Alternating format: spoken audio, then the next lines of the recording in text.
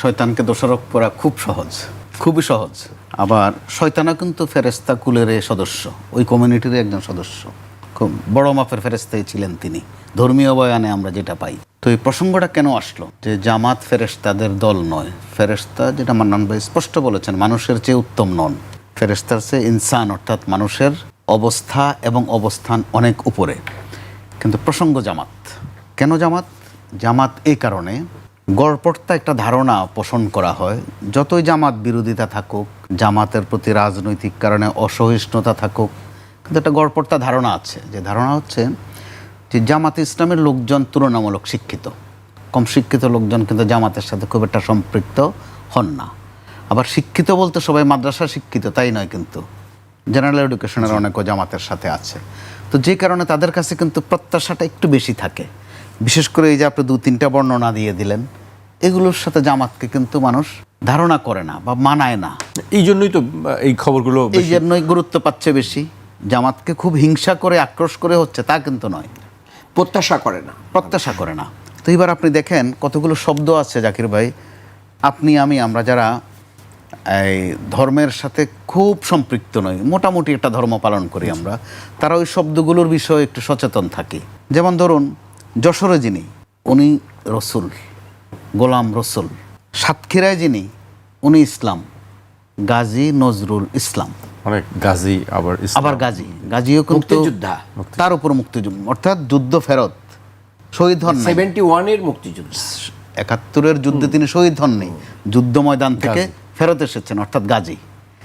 আবার যিনি পটুয়াখালীতে, উনিও ইসলাম, শহীদুল ইসলাম। আপনি খেয়াল করে দেখুন, তো এগুলো মানায় না। আবার জামাত তো নিজেও ইসলাম, জামাতে ইসলাম। আর এই মধ্যবর্তী জন, অর্থাৎ গাজী নজরুল ইসলাম যিনি, তারে দিয়ে কিন্তু জামাত মোটামুটি কয়েকটা দিন একটু একটা ভিন্ন হাইপেও উঠেছিল। যখন জামাতকে রাজাকার বলা হতে শুরু করলো, স্বাধীনতা বিরোধী বলা হতে শুরু করলো, স্বয়ং স্পিকার একদিন তার নিজস্ব বক্তব্যে বলে দিয়েছেন যে না, জামাতেও মুক্তিযোদ্ধা আছেন, তিনিও ব্যক্তিগতভাবে চেনেন। উদাহরণ হিসাবে বলেছিলেন গাজী নজরুল ইসলামের নাম। ওই ভদ্রলোক কিন্তু মোটামুটি জামাতকে সর্বনাশ করে দিলেন, নিজের সর্বনাশও করলেন, জামাতকেও সর্বনাশ করলেন। কিভাবে? আপনি দেখেন, একই সময়ে মনে করে দেখুন, দুটা ছবি কিন্তু আমরা কাছাকাছি দেখেছি। একটা হচ্ছে জামাতের আমির ত্রাণ বিতরণ করছে চট্টগ্রাম, খালি গায়ে, কোমর পানিতে নেমে গেছে। আর ঠিক পাশের ছবিটা দেখা গেল গাজী সাহেবের ছবি, ওনার কাণ্ডকীর্তি। তো আপনি দেখেন নিউজ ভ্যালুতে কোনটা সামনে চলে আসছে। আবার মানুষ এ ধরনের বিষয়ে মজা পায়। আর যশোরের যেটা, এটা নিয়ে কিন্তু ভার্সন দুটো আছে। যেটা একটা মান্নান ভাই বলেছেন যে মেয়েটা একটু অস্বাভাবিক, জামাতের পক্ষ থেকে সেটি বলা হয়েছে। কিন্তু আবার তাদের বিপক্ষ শক্তি থেকে বলা হচ্ছে যে মেয়েটা এডিক্টেড, মাঝে মধ্যেই মদ খেয়ে অনেক রাতে বাসায় ফিরে। অর্থাৎ যার যেটা সুবিধা, ওই বয়ানটাও কিন্তু কারো কারো ভালো লাগে, যে জামাতটা আমরা যত ভালো মনে করি আসলে তত ভালো নয়, রাত বিরাতে তারা অন্য কিছু করে। এই অর্থ কিন্তু দাঁড়িয়ে যাচ্ছে। তবে মেয়েটা জামাত শিবিরের পোস্টেড কেউ কিছু না কোনো জায়গায়, তার বাবা এমপি। তো এখন সেই জন্যই তো আলোচনাটা, এই জন্য অবস্থা এখন যে এদিকে যাচ্ছে কালেকটিভলি, শুধু জামাতের কথা নয়, জামাতের এই দশার মধ্যে কারো কারো মধ্যে একটা পুলক আছে, যে জামাত বাংলাদেশের এই 54-55 বছরের রাজনীতিতে কাদের? তাদের প্রতিপক্ষদের। এখন তো প্রতিপক্ষ বিএনপি, সরাসরি প্রতিপক্ষ বিএনপি। বিএনপির কাছে একটু ভালো লাগছে, লাগাটাই তো স্বাভাবিক। কিন্তু মধ্যবর্তী যে আরও কারো কাছে একটু একটু ভালো লাগে, একটু কাতুকুতুও আসে, এটা কিন্তু বিএনপি এবং জামাত দুজনের উপলব্ধি করার বিষয় আছে। কারণ জামাত নিয়ে কোনো বয়ান হলে একসময় বিএনপি কিন্তু সেটার প্রতিবাদ করত। জামাত নেতাদেরকে যখন মৃত্যুদণ্ড দেওয়া হয়েছিল, বিএনপি কিন্তু প্রতিবাদ করেছিল। তো ওই অবস্থানে এখন বিএনপিও নেই, ওই অবস্থানে এখন জামাতও নেই, বরং অবস্থান ঠিকঠাকভাবে আছে শেখ হাসিনার। তার মানে কি, বিএনপির বয়ান যদি আপনি আমলে নেন, এখন যেটা বিএনপি বলছে, তাহলে শেখ হাসিনা সঠিক কাজ করেছিল। আবার এই যে বিএনপিকে আর জামাতকে শেখ হাসিনা কিন্তু এক শব্দে নিয়ে এসেছিলেন, বিএনপি জামাত, মনে হয় যেন দুইটা মিলে, মাঝে মাঝে জামাত বিএনপি, মাঝে মধ্যে জামাত বিএনপিও বলতো। এমনকি কোটা সংস্কার আন্দোলন, শেখ হাসিনা কিন্তু বলছেন এটা কোটা সংস্কার আন্দোলন নয়, এটা বিএনপি আর জামাতের দুষ্টামি। তার মানে তিনিও তার মতো করে সঠিক। তো রাজনীতিবিদদের অবস্থা হচ্ছে তারা সবসময় সঠিক, এতই সঠিক, 3 বেলা 3 রকমের সঠিক হন ওনারা। সকালেও সঠিক, দুপুরেও সঠিক, বিকালেও আবার সঠিক। অন্তত আমার এই গণমাধ্যমের একজন কর্মী হিসাবে আমি যতটুকু অভিজ্ঞতা দেখেছি, তাদেরকে ভিন্ন ভিন্ন অবস্থানে দেখেছি। তাদেরকে আওয়ামী লীগের সাথে চলাফেরায়ও দেখেছি, লিয়াজো কমিটির ওই অ্যাসাইনমেন্ট আমি কভার করেছি নিয়মিত। আওয়ামী লীগের সাথে তাদের কত খাতির, বিএনপিকে রীতিমতো নাকানে চুবানি খাইয়ে ফেলেছিল কিন্তু এই আওয়ামী লীগ, জামাত, জাতীয় পার্টি তিনটা মিলে। তখন প্রশ্ন ছিল, বিএনপির থেকে বেশি প্রশ্ন করা হতো যে একটার নাম স্বৈরাচার আর একটার নাম রাজাকার। তো আবার আওয়ামী লীগ থেকে ব্যাখ্যা দেওয়া হতো যে স্বৈরাচার আর রাজাকার এগুলো গণতন্ত্রের প্রশ্নে এক হতে পারে। আবার এই জামাত যখন বিএনপির সাথে মিতালি করলো, জোটও করলো, বললো যে না, গণতন্ত্রকে একটু হেলদি, একটু সামর্থ্যবান করতে গেলে রাজাকাররাও লাগে। তো এই যে তারা তিন বেলা তিন কিসিমের সত্যের মধ্যে জনগণকে নিয়ে যাচ্ছেন, জনগণও তো বুঝতে পারছে। এখন যে এইসব বুলিং হচ্ছে, কোনোটা বুলিং বলবো আমি, বা সাদা বাংলায় যদি বলি চরিত্র হনন, তো এই চরিত্র হননের মধ্য দিয়ে নেতাদের স্ত্রী কন্যারাও কিন্তু রেহাই পাচ্ছেন না। নমুনাটা কিন্তু বড় খারাপ। সামনের দিকে বাংলা সিনেমার বিজ্ঞাপনের মতো শুরু হয় কিনা, হ্যাঁ ভাই আসিতেছে ধামাকা, নমুনা কিন্তু খুবই খারাপ। জামাতের দিক থেকেও সোশ্যাল মিডিয়ায় আমরা খেয়াল করছি গত কয়েকদিন যে তাদের কাছেও নাকি কি আছে বিএনপি নেতা কর্মীদের, এটি তো আমরা শুনছি, একটু একটু করে নাকি ছাড়বেন। তো এই ছাড়াছাড়ির মধ্যে থাকলে জনগণকে একটা বিনোদন দিবেন আপনারা, মানন ভাই বলতে পারবেন ভালো শুধু একটু তাদের কাছে বিনোদন কি দিবেন। আছে আসলে আর ছাড়ার এর মতো। মধ্য দিয়ে আপনারা যার যার অবস্থান থেকে যেই মেসেজ মাঝে মধ্যে মুখ ফসকে হোক আর ফ্রুটিকা খেয়ে হোক দিয়ে ফেলছেন, এর মধ্য দিয়ে জনগণও কিন্তু আপনাদেরকে একটা মানদণ্ডে নিয়ে যাচ্ছে যে আপনারা কে কতটুকু সত্য বলেন, কে কতটুকু ইসলাম, নির্বাচন আসলে কোন হাদিসটা শোনান, এমনকি মদিনা সনদে পর্যন্ত নিয়ে যান।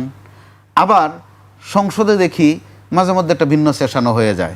সংসদ নেতা, বিরোধী দলীয় নেতা এগিয়ে আসেন, একটু আগে গালাগালি করলেন, হঠাৎ করে আবার কোলাকুলিতে পড়ে গেলেন।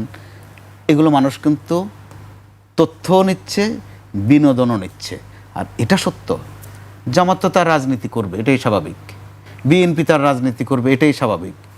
কালেকটিভলিও করবে, আবার আলাদাও করবে। এটা হয়ে আসছে রাজনীতিতে, দোষের নয়।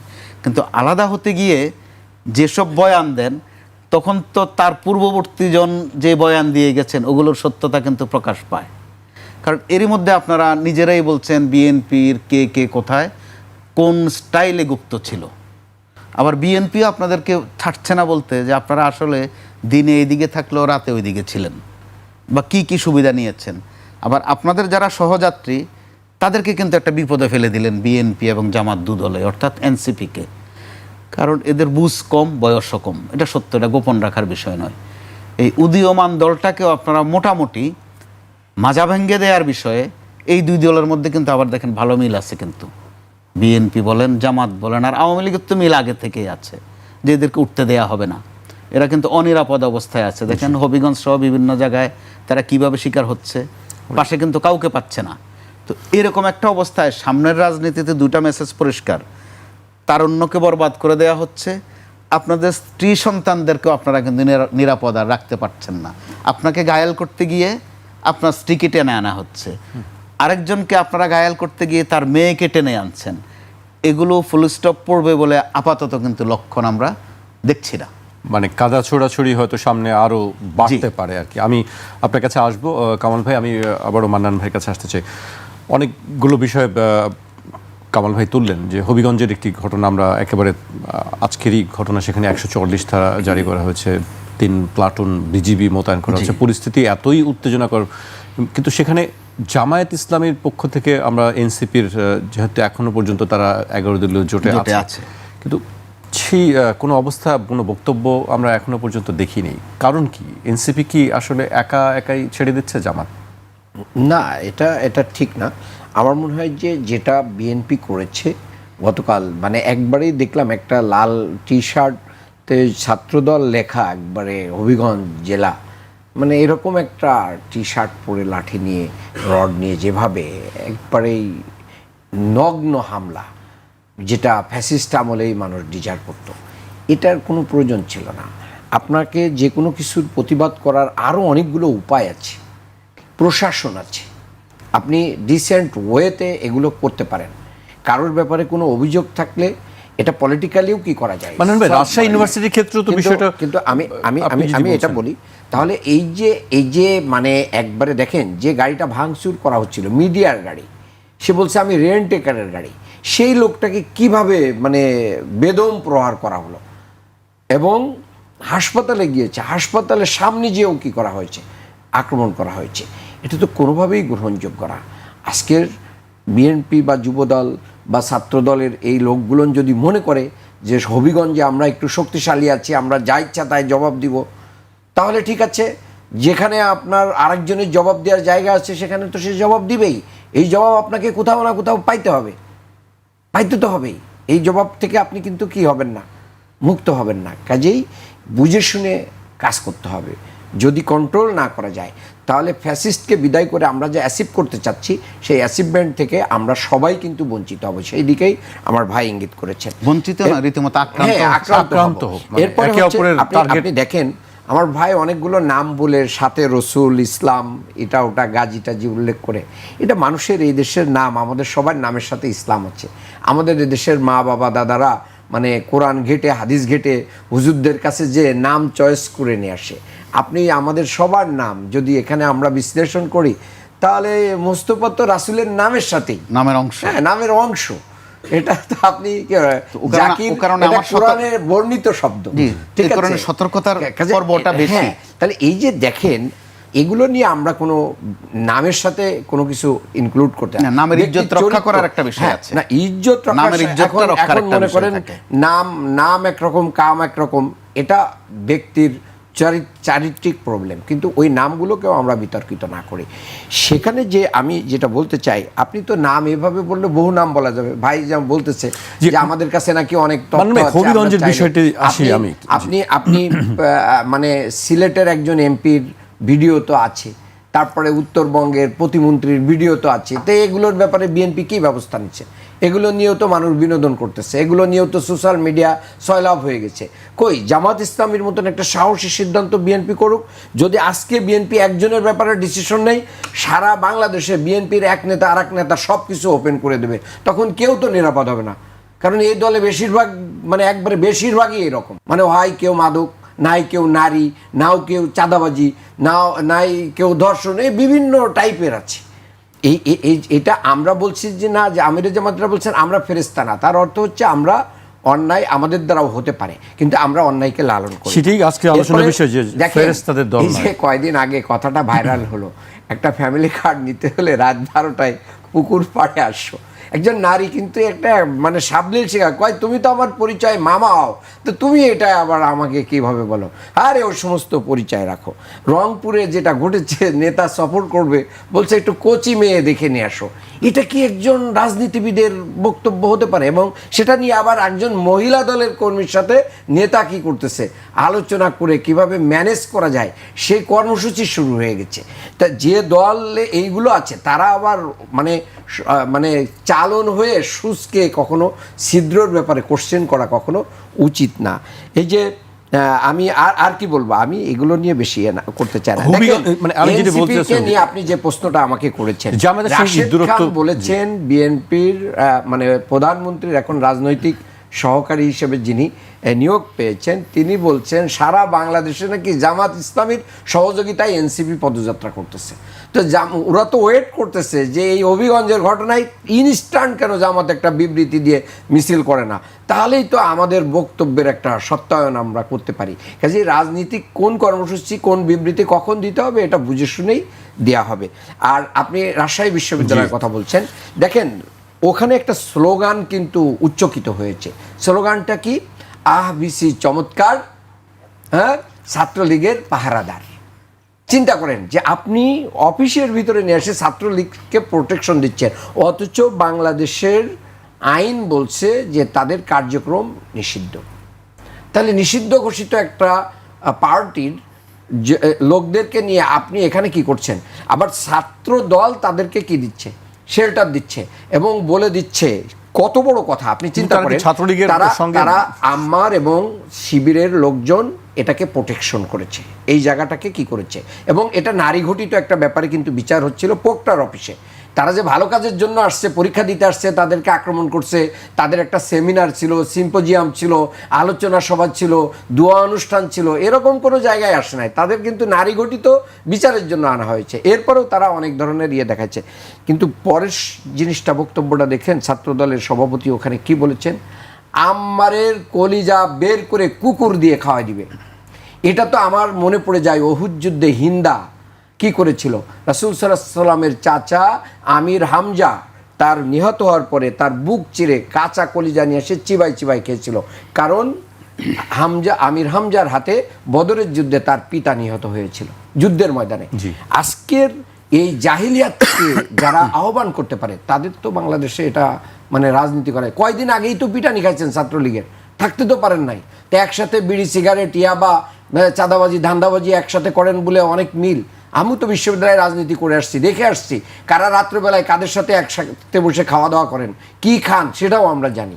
কাজেই ছাত্রদলের কথা বলছেন, যে ছাত্রদলের নেতাই তো বলছে যে আম্মারের কলিজা নিয়ে এসে কুকুর দিয়ে খাওয়ায়। পরে বক্তব্য দিলেন যারা তারা নেশার সঙ্গে জড়িত আছে, অনেকেই আছে, অনেকেই, আমি সবাইকে বলছি না, কিন্তু আমরা জানি, আমরা আমাদের বিশ্ববিদ্যালয় জীবনগুলোতে দেখে আসছি ফাউ খাওয়া, চাঁদাবাজি করা, তারপরে হচ্ছে গাঁজা খাওয়া, ফেন্সিডিল খাওয়া, এগুলো হচ্ছে যাদের নিত্য নৈমিত্তিক ব্যাপার। নারী নিয়ে ঘুরে বেড়ানো, নারীর প্রতি অসহনশীল ক্যাম্পাসে এখনো আছে আপনার কাছে, সেইগুলোর সাথে যাদের কানেক্টিভিটি বেশি, তাদের দ্বারা এরকম বক্তব্য কি করা যায় না, মানে মানে মানায় না। এটা হচ্ছে আমার বক্তব্য, যে তাদের দ্বারা এটা মানায়।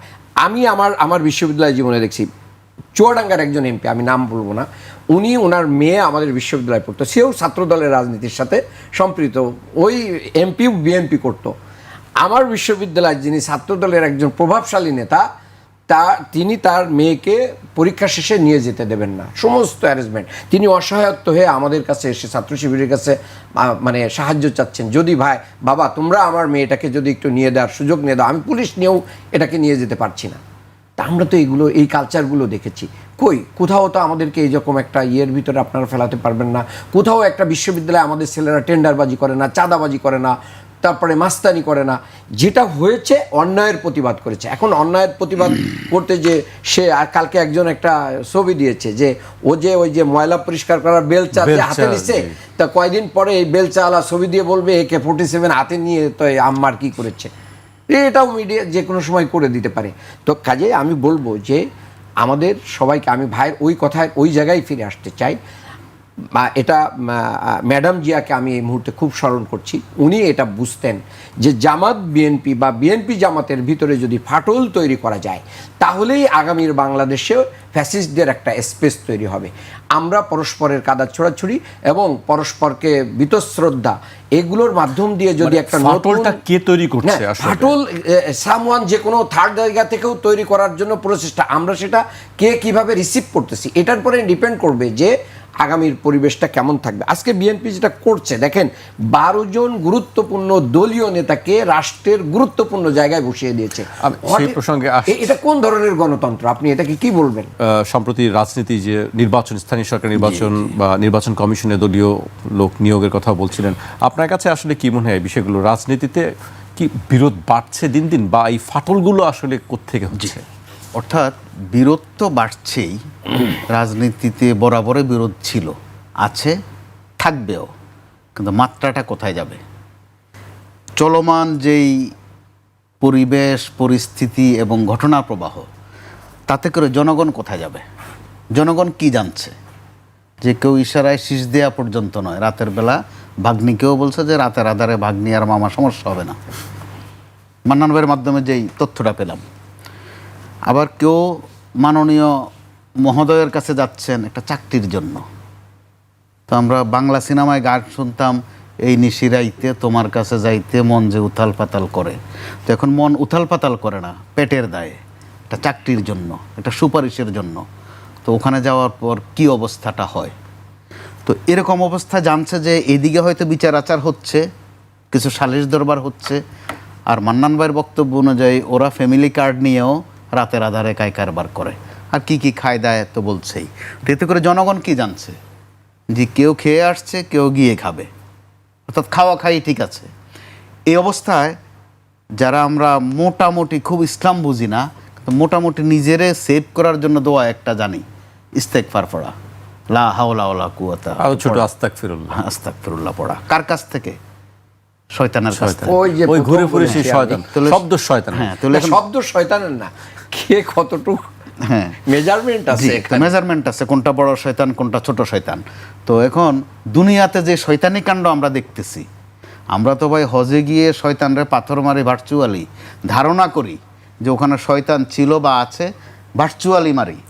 বাস্তবে বাংলাদেশের এখন যে কাণ্ড কীর্তি, এখন তো আপনি অ্যাকচুয়ালি শয়তানরে মারতে পারতেছেন পাথর, ধারণা করে মারা লাগতেছেন। আমরা কিন্তু দিব্যি তরতাজা টাটকা শয়তান দেখি এক একটা।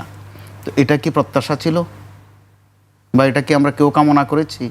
মান্নান ভাই কিন্তু যথার্থ বলেছেন। একটা সময় আমরাও দেখেছি আওয়ামী লীগ নেতাদের অনেকের মেয়ের বিয়ে শাদির প্রশ্ন আসলে শিবিরের ছেলেদেরকে পছন্দ করতো কয়েকটা জায়গায়। একটা হচ্ছে যে তারা অ্যাকাউন্টসে ভালো করে, জুরিদারি করে না। আর একটা হচ্ছে যে স্বামী হিসাবে ভালো, স্বভাব চরিত্রে গোলমাল কম অথবা নেই। ওই কালচারটাও কিন্তু আমরা এখন আর দেখছি না, এটাও কিন্তু হারিয়ে গেছে। ভাই আছে এখনো ব্লাড, বিএনপি বলেন অন্য বলেন প্রচুর ঠিক শিবিরের আছে, রোল নম্বর ধরেন আপনাদের ব্লাড এক, দিচ্ছে। ধরেন রোল নম্বর 1, তো তাদের তো তাহলে রোল নম্বর 2 মার্কিং সম্ভবত খুব তফাৎ হবে না। কিন্তু এটার জন্য কি আমরা প্রস্তুত ছিলাম? জামাতের কথাটা কেন আসে? সাম্প্রতিক যে ঘটনাগুলো, সেই কারণে এই এগুলো তো আলোচনাগুলো কষ্টদায়ক। আসছে আসলে। এই গেল একদিক। আর দ্বিতীয় এটা যেটা আমরা বলছেন, অতীতে খুব একটা কখনো দেখিনি। দেখি নাই। কিন্তু আপনি ধরেন আওয়ামী লীগ আমল একটা ঘটনা যেটা অতীতে এত কিছু কিন্তু মিডিয়াতেও আসতো না। এটাও ঠিক। আপনার মান্নান ভাই বোধহয় মনে থাকার কথা, 2-3টা ঘটনার মধ্যে একটা খুব আলোচিত ছিল। ডাক্তার মুরাদ নামে এক প্রতিমন্ত্রী ছিল, হ্যাঁ। ও মাহি নিয়ে কি কাণ্ডকীর্তি করতে চেয়েছিল, সেটা কিন্তু ফোনে, ফিজিক্যালি না, কিন্তু এখন ফিজিক্যালি হয়ে যাচ্ছে। আরেকটা ছিল বোট ক্লাবে ওই যে পরিমণি। অনজির বা বেনজির, পরিমণি, আরও কি কি কাণ্ডকীর্তি ছিল, ওগুলো তো মানুষ কিন্তু কষ্ট পেয়েছে। আওয়ামী লীগকে ঘৃণা করেছে যেমন সত্য, আওয়ামী লীগ যারা করতো তারাও কিন্তু কষ্ট পেয়েছে, যেটা মানায় না, এটা শোভন নয়, এটা অসভ্যতা। তো এখন আবার বিএনপি ভার্সেস জামাত, যে একটা মাঝে মধ্যে একদম কম্পিটিশনের মতো, কে ফার্স্ট কে সেকেন্ড। ফার্স্ট সেকেন্ড হওয়ার তো এখন ভাই অনেক সাবজেক্ট আছে দেশে, অনেক বিষয় আশয় আছে। দেশের অবস্থা ভালো নয়, তো অর্থনৈতিক অবস্থা ভালো নয়। সরকার যেটা পরিষ্কার করছে বারবার, যে দুটা দল মিলে যদি কখনো তেল কখনো গ্যাস, এখন বাজার পরিস্থিতি কি কঠিন পরিস্থিতিতেও সরকার কিন্তু গেল রমজান সামলিয়েছে। 400 টাকা আজকে মরিচের কেজি, মরিচের কেজি। তো এটা তো কাঙ্ক্ষিত ছিল না। এই নিয়ে কোনো কথাবার্তা নাই। দেখেন, কথাবার্তা আছে কে পাটোয়ারি কি বলেছে, কি করেছে, এটার খবর কিন্তু নাই। পাটোয়ারিটা সাধারণত কি বলেছে ওটা পর্যন্ত থাকে। তো একজন পাটোয়ারি সে যেখানে যায় ওখানে তার মতো করে একটু বক্তব্য রাখে। কক্সবাজার গেলে সালাউদ্দিন সাহেব সম্পর্কে একটু বলবেই, হবিগঞ্জ গেছে যেখানে যেখানে একদম উঠানে গিয়েই বলে, বা পুকুর পাড়ে গিয়েই বলে, ঢাকায় বলে না। খিলগাঁও গেলে মির্জা আব্বাস সম্পর্কে বলবে, সে একদম উঠানে গিয়ে কথা বলে। তো একজন পাটোয়ারিকে কেউ নিরাপত্তাও দিচ্ছে না, অনেকটা একলা চলার মতো সে তার মতো করতেছে। তো আরেকজন পাটোয়ারিও তো তৈরি হচ্ছে না, কারণ আমরা তো খেয়াল করছি যে পাটোয়ারি কি একটু উচ্ছৃঙ্খল কথাবার্তা বলে, কিন্তু অন্তত শুভেন্দু অধিকারের মতো তো ওই মানের কথা বলে না। আমরা একসময় হাদিকে নিয়েও দেখেছি, তো হাদি পর্ব তো তার মৃত্যুর মধ্য দিয়ে শেষ হয়েছে। এখন শুরু হয়ে গেছে আবার এনসিপি নিয়ে। এনসিপি মোটামুটি অনিরাপদ, এই নিয়ে আর বিস্তারিত আলোচনার দরকার নাই। দ্বিতীয় অংশে আপনি যেটা বলেছেন, মান্নান ভাইও যেটা অভিযোগ আকারে বলেছেন, 11-12 জনকে নিয়োগ দিয়েছে বিএনপি। তো বিএনপি তো একটা দলীয় সরকার, বিএনপি কিন্তু এখন জোটবদ্ধ সরকার নয়। জামাতের সাথে যদি আগের মতো জোট থাকতো, জামাত তো 2-4 পিস হয়তো দিত। তো এখন আর বিএনপি একা একাই খাচ্ছে, এই তো মূলত সারসংক্ষেপটা। মেনটা হচ্ছে যে আপনি পাবলিক প্রতিষ্ঠানে দিতে পারেন না, আপনি আরো অনেক প্রতিষ্ঠান, এটা আমাদের আছে। culture। যেটা যেটা এটা আমাদের যেটা culture। আমলিগ আমলেও কিন্তু এরকম প্র্যাকটিস খুব কম হয়েছে। আচ্ছা, কিন্তু একটি দলের তো নিজস্ব এজেন্ডা তারা থাকে, তাদের লোক সেগুলো তো দেয়। বাস্তবায়নের জন্য তাদের এজেন্ডা নিজেদের থাকে, তাহলে আপনি সচিবালয় তো দলীয় লোকজন বসায় দিতে পারেন।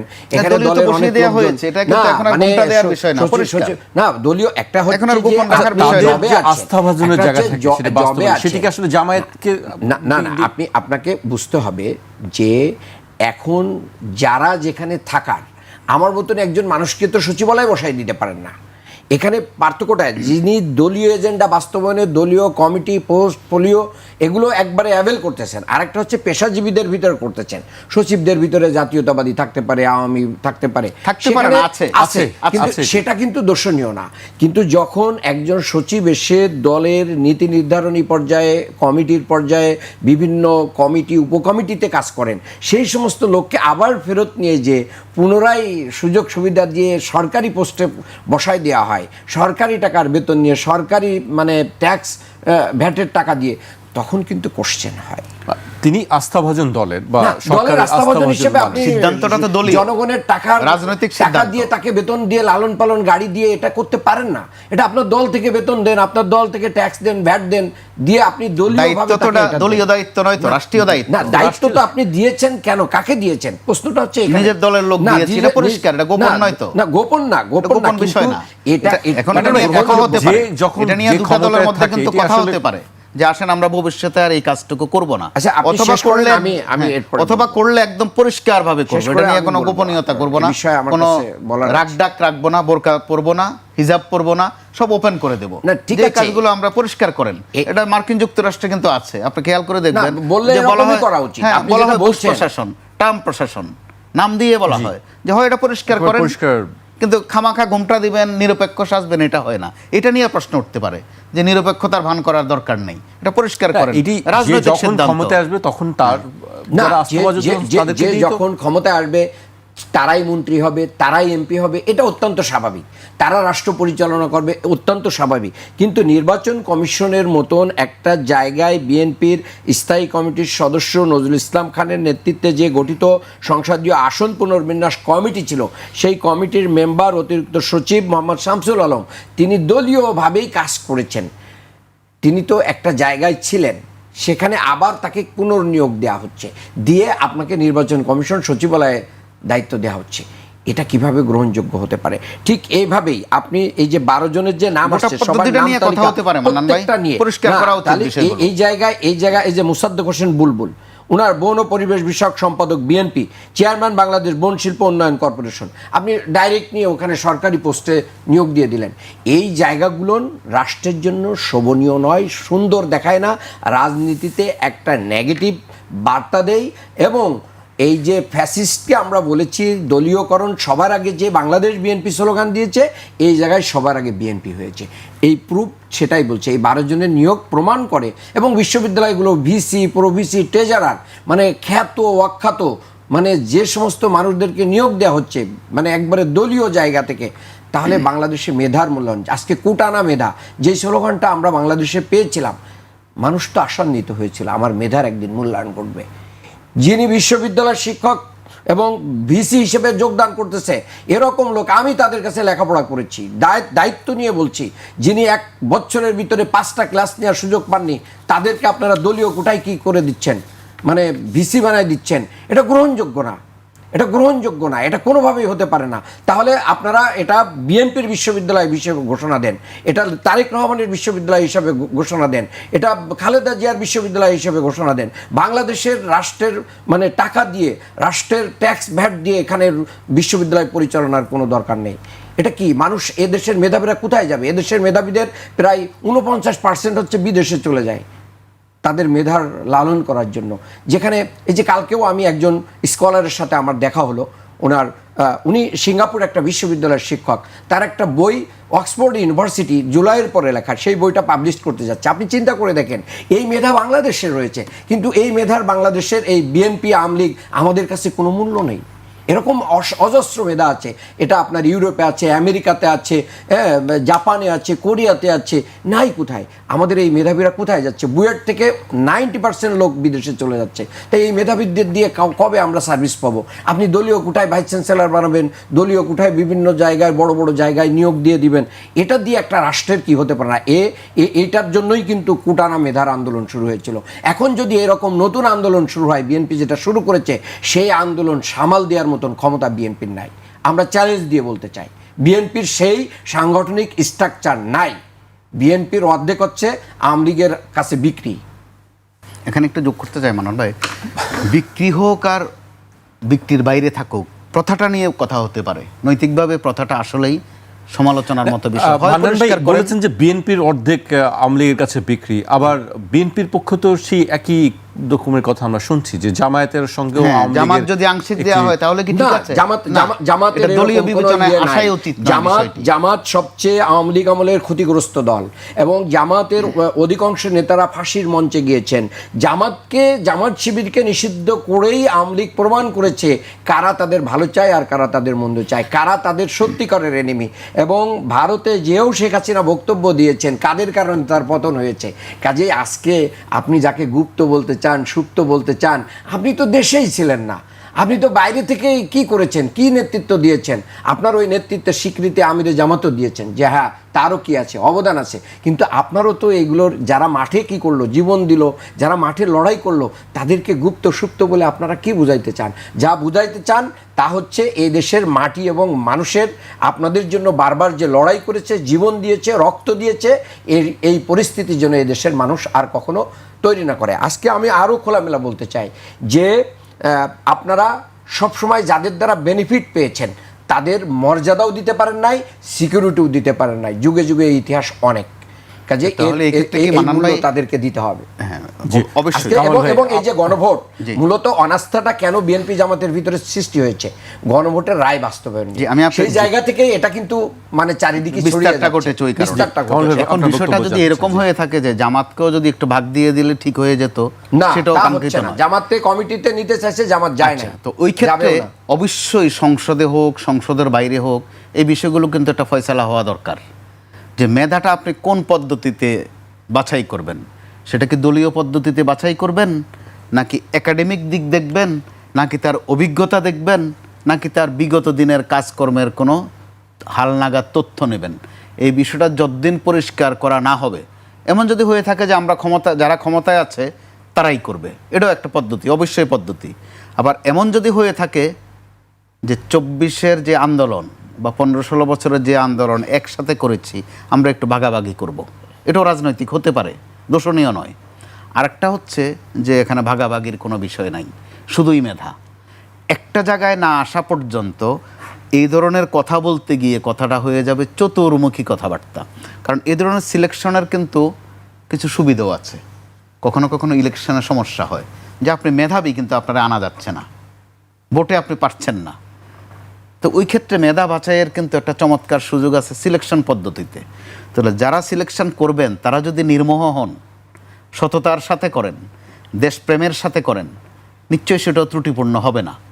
এই যে সিটি কর্পোরেশনের নিয়োগগুলো বলেন, অথবা যে 12 জনের কথা বললেন, এখানে কিন্তু 12 জনের বাইরে ইউনিভার্সিটিগুলো আরও তো আছে। প্রচুর। তো সিলেকশন পদ্ধতিতেও ভালো ভালো মেধা বাছাই করার একটা সুযোগ কিন্তু 24 আমাদেরকে এনে দিয়েছিল প্রত্যেকটা সেক্টরে।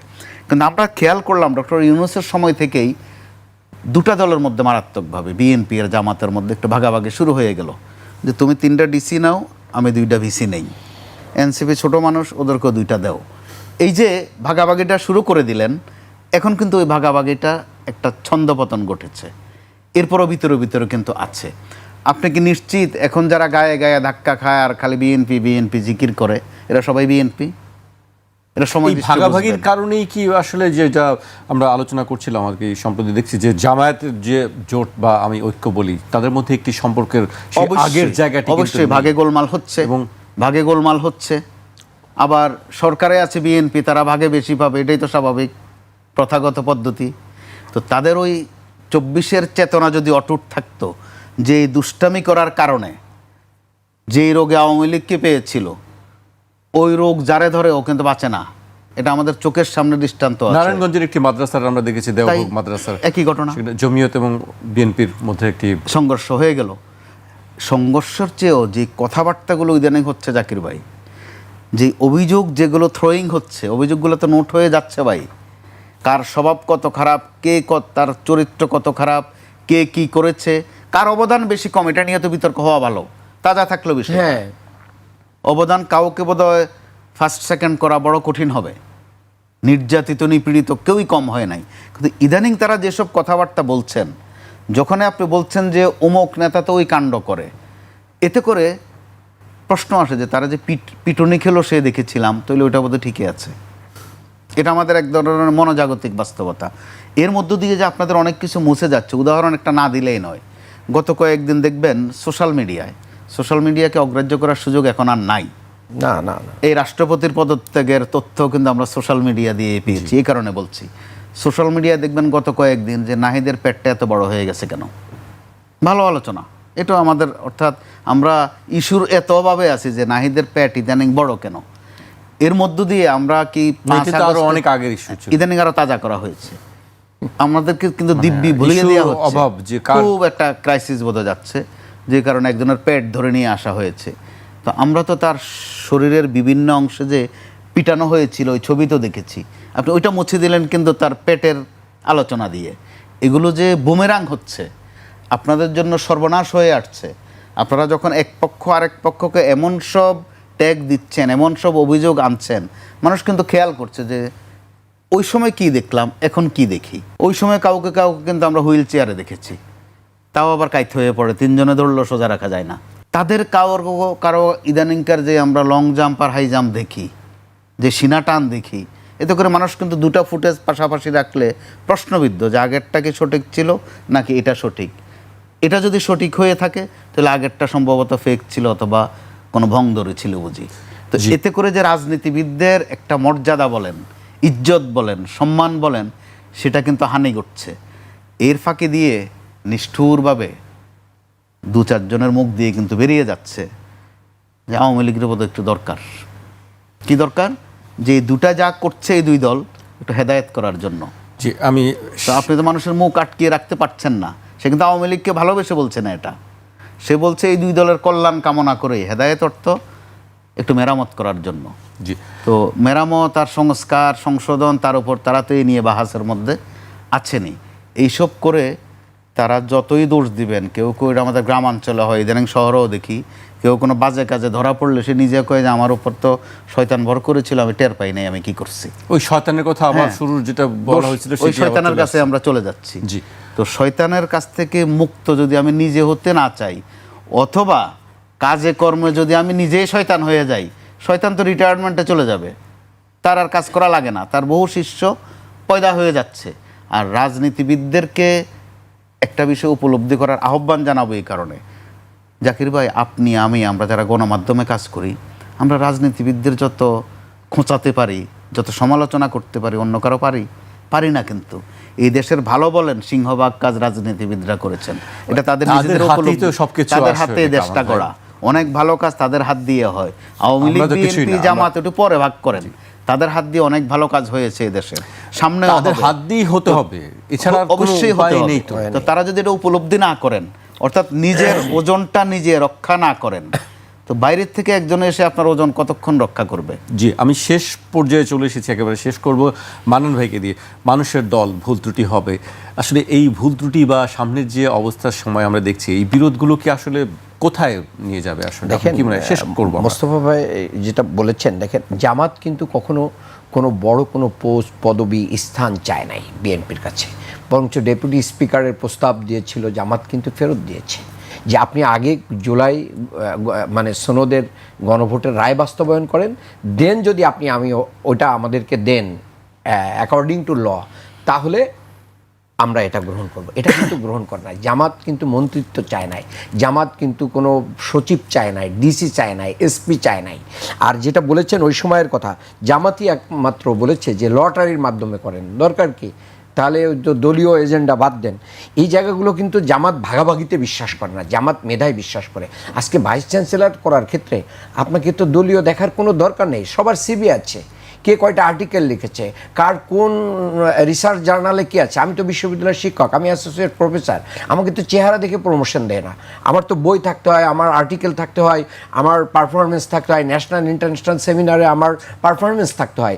এখানে এরকম বহু লোক বিসি আছে, আমি নাম ধরে ধরে এক এক করে বলে দেবো, যারা জীবনে একটা ইংরেজিতে প্রেজেন্টেশন দেয় নাই, যারা আরবিতে একটা বক্তব্য দেয় নাই, যারা একটা ইন্টারন্যাশনাল সেমিনারে একটা পেপার প্রেজেন্ট করে নাই, যাদের ইন্টারন্যাশনাল মানের একটা মানে জার্নালে কোনো পাবলিকেশন নাই, আপনি সেখান থেকে নিয়ে এসে কোথায় মরা মানুষের উপরে একটা গবেষণা করে মানে একটা পিএইচডি ডিগ্রি নিয়েছে, তাদের পরে দিয়ে আপনি কি করে দিচ্ছেন, তাদেরকে ভিসি করে দিচ্ছেন। এটা দুর্ভাগ্য। শেম, মানে এটা কি আমাদের কোটা, জন্য তাহলে কি shame। কোটা না মেধা? হ্যাঁ, এটা কুটা আসলে না কোথায় মেধা, গেছে? সেই জায়গায় আমরা পরাজিত হচ্ছি। আমি মাননীয় প্রধানমন্ত্রীকে বলবো, আমরাই রাজপথে কুটা না মেধার, আপনি জামাত শিবির থেকে দেওয়ার দরকার নেই, আপনার বিএনপি থেকেই দেন, কিন্তু বিএনপিতে এরকম অনেক যোগ্য লোক আছে, তাদেরকে দেন, তাদেরকে দেন। আমরা চাচ্ছি না জাতির লোকেরা দেখবে বিএনপি করলেও ওই লোকটার কি আছে, যোগ্যতা আছে, তার মেধা আছে। এই বাংলাদেশের বাইরে বহু মেধা আপনার বিএনপিরই পড়ে আছে, বাংলাদেশের বাইরে থেকে তাদেরকে নিয়ে আসেন, সমাদর করেন, তাদেরকে সেই জায়গাগুলোতে পুশ করেন, আমার জাতি উপকৃত হোক। যারা একটা লাইন লিখতে গেলে তাদের কষ্ট হয়, তাদেরকে দিয়ে আপনি কি মানে বিশ্ববিদ্যালয়ের সার্ভিস নেবেন, আমার বুঝে আসে না। আমরা তো অনেকের ছাত্র ছিলাম, দেখেছি তো জীবনে, বাস্তব জীবনে। আর একটা জিনিস আমি বলবো যে বাংলাদেশ জামাত ইসলামী শয়তান লালন করে না, পালন করে না, শয়তান বিতরণ এবং অ্যাটাক থেকে বেঁচে থাকার জন্য সেখানে কর্মসূচি আছে, কিন্তু অন্য জায়গায় আমরা এটা দেখি না। আর সবশেষ বলতে চাই, দেখেন যে আজকের যে জুলাইয়ের স্পিরিট, বিচার বিভাগের স্বাধীনতা, মানবাধিকার, তারপরে গুম খুন, আয়নাঘর, এই যে আয়নাঘর যে গুম হয়ে গেল, এই গুম কমিশনের যে কার্যক্রম কি আমরা এখানে বাস্তবায়ন করতে পেরেছি? আমরা পারি না। পিএসসিকে আমরা স্বাধীনতা দিতে পারছি না। বিচার বিভাগের একটা স্বাধীন সচিবালয় ছিল, ওইটা রিফর্মের আগেই বিএনপি কি করবে বলছে, আমরা ভবিষ্যতে এর চেয়ে ভালো করব। তাহলে ভালো করার আগে এটাকে ডিসমিস করে দিলেন কেন? এটা তো না। ইউজিসিকেও একটা দলীয় প্রতিষ্ঠানে পরিণত করে দিচ্ছেন। তাহলে এভাবে করে তো একটা রাষ্ট্রযন্ত্রকে আপনি বেশি দিন সবার আগে বাংলাদেশ করতে পারবেন না। আমার আবার সবাইকে বলতে হবে যে সবার আগে বিএনপি হচ্ছে, এই জায়গা থেকে বিএনপি যতদিন উদ্ধার না হয়ে জনগণের আস্থায় আসতে না পারবে, আমরা বলছি না আপনি জামাত থেকে দেন, আপনি এনসিপিকে থেকে দেন, কিন্তু আপনি এমন গ্রহণযোগ্য লোকদেরকে দেন যাদের মাধ্যমে দেশ উপকৃত হবে, জাতি উপকৃত হবে। আমার সন্তান এই দেশকে গর্ব করে বলবে যে আমি অমুক শিক্ষকের কাছে পড়েছি, উনি বিএনপি করে, কিন্তু ওনার ভিতরে কি ছিল? ওনার ভিতরে একাডেমিক এক্সেলেন্সি ছিল। সেরকম লোকদেরকে আছে, অবশ্যই অনেকে আছে, বাংলাদেশে, কেন নয়? সবাই কি মানে ইয়ে নাকি? অবশ্যই সব দলে আছে, অনেক যোগ্য মানুষ আমরা দেশে আছে। আমাদের পরিচয় পরিচিতিও আছে, তাদের সাথে সান্নিধ্যও আছে, কিন্তু আপনারা তো সেগুলোকে লালন করছেন না, বরঞ্চ মানে চোখ বন্ধ করে যে আপনার আনুগত্য করে, আপনি এরকম লোকদেরকে বাঁচতেছেন। চোখ বন্ধ করে আপনাকে রেখে তারা পালিয়ে যাবে, আপনি একাই থাকবেন। ধন্যবাদ।